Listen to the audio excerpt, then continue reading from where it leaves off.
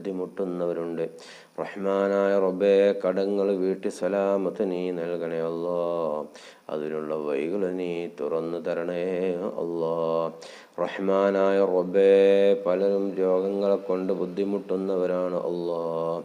മാരകമായ രോഗങ്ങളെ കൊണ്ട് ബുദ്ധിമുട്ടുന്നവരുണ്ട്. ചെറുതും വലുതുമായ രോഗങ്ങളെ കൊണ്ട് ബുദ്ധിമുട്ടുന്നവരുണ്ട്.